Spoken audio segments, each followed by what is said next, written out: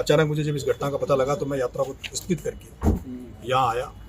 पहले मैं गांव जाने वाला था, लेकिन मुझे टोल पर पुलिस प्रशासन ने रोका और जब मुझे अनुमति नहीं दी तो मैं वहीं रुका। उसके बाद मैं झालावाड़ आकर परिजनों से बात करके और उनकी न्याय की लड़ाई लड़ना चाह रहा था। यहाँ आकर शांति से मैं धरने पे बैठा। धरने पर केवल मैं नहीं था, उसके पहले भी 4 घंटे से धरना ऑलरेडी चल रहा था, जिसमें कांग्रेस और बीजेपी के नेता यहाँ बैठे थे। लेकिन पता नहीं क्या कारण था कि सबको छोड़कर केवल मेरे को गिरफ्तार किया। उस दिन जब मेरे को गिरफ्तार किया उससे मैं 151 में मेरे को पाबंद किया था। बाद में पता नहीं कौन सा राजनीतिक दबाव था या किसका षड्यंत्र था कि बाद में दूसरे दिन मेरे पर धाराएं लगाकर मेरे को जेल में डाल दिया। उस दिन भी मेरी ये मांग थी कि जिस तरह से एरोप्लेन में मरने वाले जो धनाढ्य परिवार के लोग जो मरे थे उनको 1-1 करोड़ रुपए दिए गए। सांप्रदायिक दंगों में जो अजमेर की घटना हुई, उदयपुर की घटना हुई, आपके जयपुर में घटना हुई, उनको 50-50 लाख रुपए दिए गए। तो ये बच्चे जो एक्सपायर हुए यहाँ, जो दलित समाज से आते थे, आदिवासी समाज से आते थे, इनको जो मिलना चाहिए था मुआवजा, वो मुआवजा कम से कम 50 लाख रुपए तो देने ही चाहिए थे, जैसे उनको दिया था। लेकिन यहाँ मेरे को बाद में पता लगा अभी तक भी शायद उनको 10 लाख रुपए की घोषणा हुई, 10 लाख रुपए भी अभी तक नहीं पहुँचाया। 10 लाख रुपए आम जो लगती है ST-SC में कोई भी कानून जो कहीं किसी भी तरह का इस तरह का होता है उसमें भी इतना सा पैसा मिलता है।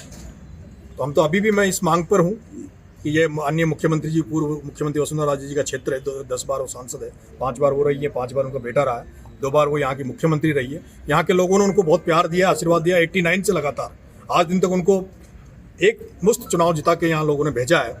उनका ये फर्ज बनता है कि उनको उन परिवारों को उचित न्याय करें उनके साथ और उनको कम से कम 50-50 लाख रुपए तो मुआवजा दें। लगा कि तो मैंने उनके परिजनों को भेजा था पिपलोदी गाँव में, और मेरा मन था कि जब ये लोग नहीं सुन रहे हैं तो उनको ले जाके मैं जयपुर में शहीद स्मारक पर धरने पे बिठाना चाह रहा था। लेकिन उनके अंदर पता नहीं किस बात का डर है, किन लोगों ने भय उनके अंदर बिठा रखा है कि वो बेचारे बोलने के लिए तैयार नहीं है। और मैंने ये भी देखा है, ये जो हाड़ौती अंचल है, कोटा, बारा, बूंदी, झालावाड़, यहाँ जो लोग राजनीति कर रहे हैं वो केवल जेबें भरने की, केवल चुनाव में आते हैं, वोट लेके और चले जाते हैं। यहाँ आंदोलनों की राजनीति नहीं होती। अगर यही घटनाक्रम आज ये नागौर में हनुमान बेनीवाल के क्षेत्र में होता या सवाई माधोपुर करौली क्षेत्र में होता तो मुझे विश्वास था कि वो लाशें, उनके दाग तब लगते, वो वहाँ से उनकी बॉडियाँ जब उठती, जब उस परिवारों को 50-50 लाख रुपए कम से कम पहुँच जाते। लेकिन दुर्भाग्य है कि इस तरह का क्षेत्र है, शिक्षा का यहाँ कहीं कुछ है नहीं। स्कूलों की हालत, में छबड़ा से चुनाव लड़ा था, वहाँ भी मैंने हालत देखी, यहाँ की भी हालत देखी, और इसीलिए मेरे को दुख हुआ। मैं अभी बीच में समरावता एक बड़ा कांड हुआ था जहाँ मैं देवली चुनाव लड़ा, उसके बाद मैं 8 महीने जेल रहा। लेकिन जब मैं इस मामले में आया तो कई मेरे समर्थकों ने, कई लोगों ने कहा कि आपको नहीं जाना चाहिए था। लेकिन मेरा ये मानना कि समरावता से बड़ा एपिसोड था। समरावता में कोई ऐसी कोई कांड नहीं था, समरावता एक बहिष्कार था, अचानक 2 टकराव रहा पुलिस का हमारा, वो घटना। लेकिन यहाँ सरकारी भ्रष्टाचार की वजह से, सिस्टम में भ्रष्टाचार की वजह से, जिस तरह से आज राजस्थान देश में सरकारी तंत्र में जो भ्रष्टाचार फैला हुआ है, उसकी कमी के कारण इन बच्चों की मृत्यु हुई थी।